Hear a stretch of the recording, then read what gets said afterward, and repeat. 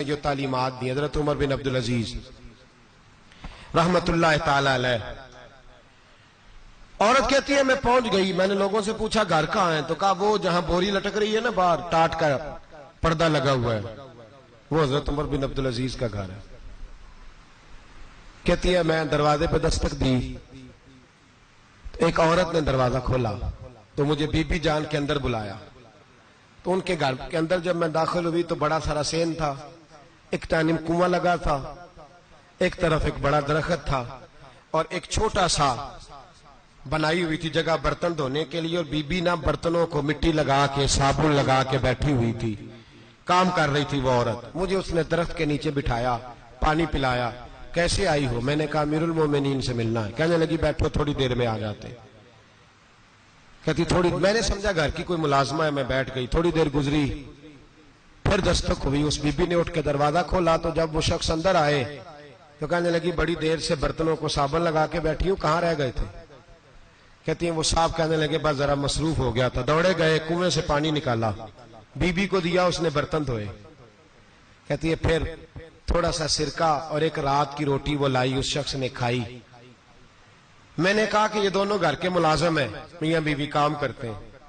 جب وہ کھانا کھا چکے تو وہ عورت میرے پاس آئی, کہنے لگی اٹھ کے مل لو امیر المومنین سے. میں نے کہا کون امیر المومنین؟ تو کہنے لگی کب سے تو آئے ہیں, یہ جس نے کنویں سے پانی نکالا یہی مسلمانوں کا امیر ہے, اور یہ جس نے درخت کے نیچے بیٹھ کے سرکے سے روٹی کھائی ہے یہی ہے. یہ فرشتوں کی داستان نہیں, یہ وہ لوگ ہیں. میں رات کو بھی کہہ رہا تھا ایک جگہ پہ کہ یہ لوگ جو ہے نا جن کا آپ روز شکوہ کرتے ہیں حکومتیں بڑی خراب ہیں, یہ کوئی نہیں خراب, بالکل خراب نہیں. جتنے سیاسی لیڈر ہیں سارے صحیح ہیں. خراب وہ لوگ ہیں جو انہیں ووٹ دے کے لیڈر بناتے ہیں, بالکل خراب نہیں. میں تو ان کے حق میں ہوتا جا رہا ہوں. ناراض ہو گئے نا آپ لوگ؟ اللہ کرے تسی ہو جاؤ تو اگلے الیکشن سے سیانے بھی ہو جاؤ, آمین تو کہہ دیں. میں نے کوئی مشورہ نہیں دینا, اس لیے کہ میری نظر میں کوئی ایسا شخص نہیں جس کے لیے میں آپ سے کہہ سکوں کہ ووٹ دیں, اور ہم تو ایسی بات کریں تو کئی لوگ ناراض ہو کے چلے جاتے ہیں. لیکن کوئی پرواہ نہیں, اس لیے کہ یہ دین میرے نبی پاک کا دین صرف مسجد کا دین نہیں. انشاءاللہ آئندہ جمعہ نظریہ پاکستان بیان کروں گا اور بتاؤں گا کہ پاکستان کا مطلب کیا, لا الہ الا اللہ محمد رسول اللہ صلی اللہ علیہ وسلم. حضور کا جو قرآن نافذ ہوگا مسجد میں, وہ قرآن کچہری میں بھی نافذ ہوگا انشاءاللہ, اور وہ قرآن نافذ ہونے آیا ہے. اسمبلیوں میں وہی قرآن نافذ ہوگا انشاءاللہ, اور یہی چراغ جلے گا تو روشنی ہوگی. بیان کریں گے اور ڈٹ کے بیان کریں گے, آپ کو بتائیں گے. بس جو بات سمجھا رہا ہوں فی الوقت وہ سمجھے, مجرم وہ نہیں جو بڑا بن کے لوٹتا ہے, مجرم وہ ہے جو اس کو سپورٹ کرتا ہے, جس نے اسے بڑا بنایا ہے. یہ یاد رکھ لیں, ہماری کوئی بچت نہیں ہوگی, ہم سے پوچھا جائے گا. ہم سارے کچہری میں کھڑے ہوں گے, اللہ سوال کرے گا کہ تم بتاؤ تم ان کے مددگار کیوں بنے تھے, تم سپورٹ کیوں کرتے تھے, یہ پوچھا جائے گا اور ہم نے جواب دینا ہے. بہرحال عام دام برسر مطلب جناب عمر بن عبدالعزیز رحمت اللہ علیہ کے وہ بی بی گئی تو کہنے لگی کہ یہ امیر المومنین نے کہا. وہ اٹھ کے حاضر ہوئی, کہا حضور میں عراق سے آئی ہوں, میرا خامد فوت ہو گیا, میری 5 بیٹیاں ہیں, وظیفہ لگا دے.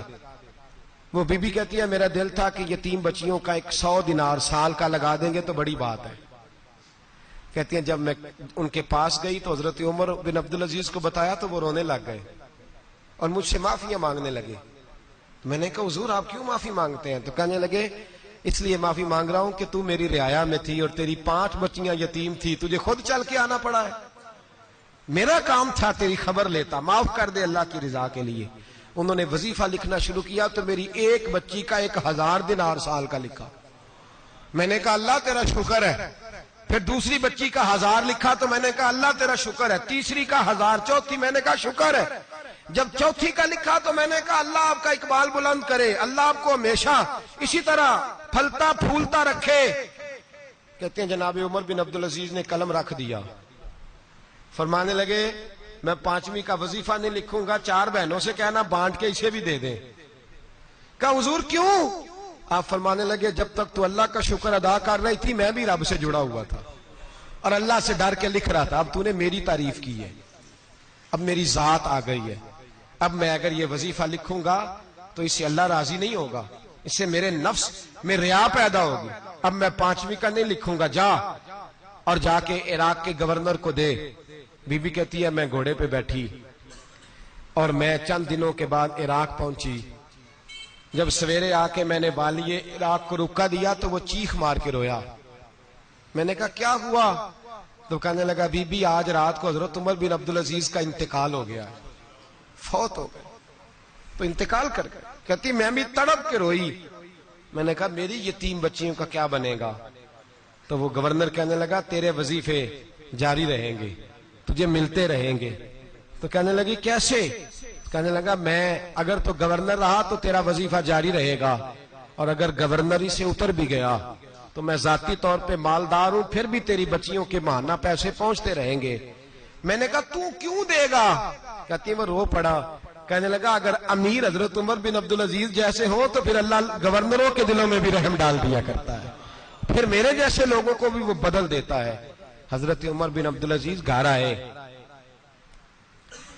3 بیٹیاں تھیں. ایک کو آواز دی, وہ آئی تو اس نے منہ پہ ہاتھ رکھا ہے.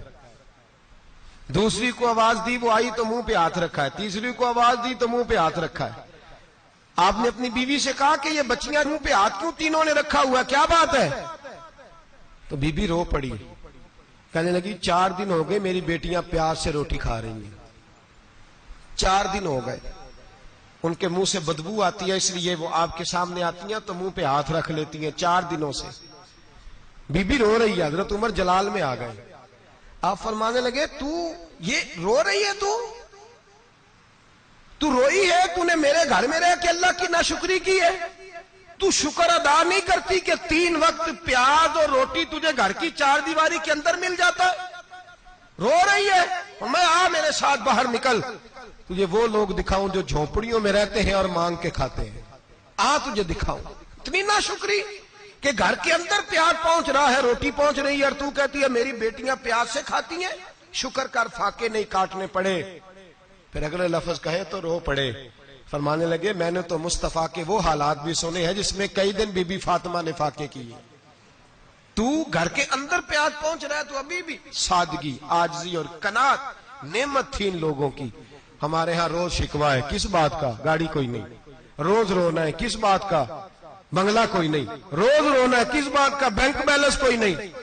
10 جوڑے کیوں نہیں عید پہ آئے؟ اور یہ صرف عورتوں کا مسئلہ نہیں, ہمارے اندر بھی یہ بات بدرجہ اولا. ہم روز اپنے آپ کو مسکین کہتے ہیں, غریب کہتے ہیں, لاچار کہتے ہیں, مجبور کہتے ہیں.